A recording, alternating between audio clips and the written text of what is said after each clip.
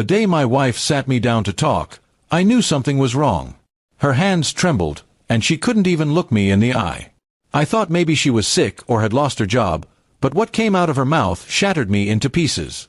She told me she was pregnant, but then added words I never expected to hear: the child wasn't mine. At first, I thought I had misheard. We'd been together for years, and I trusted her completely. But she repeated it slowly, as if to make sure I understood every syllable. The baby was her boss's. She had been having an affair at work for months, sneaking around behind my back while I worked long hours to provide for us. I asked her why she was even telling me. She could have lied, and I might never have known. That's when she dropped another bomb. She wanted me to raise the baby as my own. She said her boss wasn't going to leave his wife and family, so the logical solution was for me to step up and take responsibility. My stomach turned at her words. I looked at the woman I once adored and barely recognized her. She wasn't the same person I had married.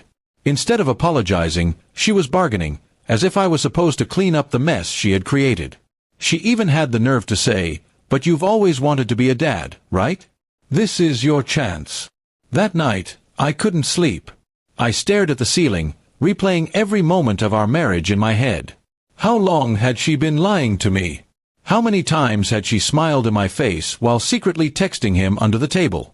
My love for her felt like it had been poisoned beyond repair. When I confronted her the next morning, she turned defensive. She claimed it was just a mistake and begged me not to throw our marriage away. But it wasn't a mistake, it was a choice she made over and over again. She expected me to be her safety net after betraying me in the worst way possible. I told her I wanted a divorce. She broke down crying, swearing she could change, swearing she loved me. But I didn't believe her anymore.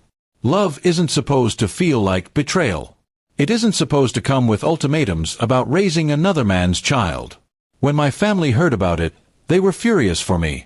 My mother said she always felt something was off about her, but I hadn't listened. My friends tried to convince me I deserved better, and deep down, I knew they were right. Still, I felt humiliated, like my entire marriage had been a lie. The divorce process was ugly. She tried to guilt me, saying she couldn't handle being a single mother.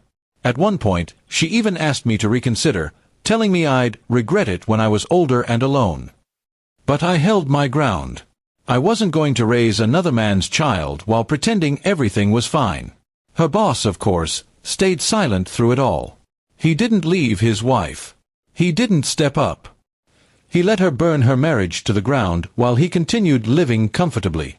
That alone showed me how foolish her choices had been, but that was her burden to carry, not mine. When the papers were signed, I felt a strange mixture of grief and relief.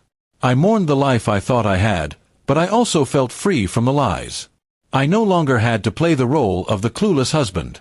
I could finally start over, even if it meant walking away with scars. Months passed, and I began focusing on myself. I reconnected with friends, picked up old hobbies, and started building a new routine. The pain was still there, but it didn't control me anymore. Slowly, I realized I wasn't broken. I had just been betrayed. And betrayal says more about the betrayer than the betrayed. My ex-wife occasionally tried to reach out, especially as her pregnancy advanced. She wanted sympathy, maybe even a second chance. But I ignored her messages. She had made her choices, and I had made mine. There was no going back to the way things were. In the end, I learned one of the hardest lessons of my life. Love without respect is nothing. No matter how much history you share, if someone can look you in the eye while betraying you, then they don't deserve your loyalty. Divorce wasn't the ending I wanted, but it was the freedom I needed. And so, I walked away, not as the man who was tricked into raising another man's child, but as the man who refused to live a lie.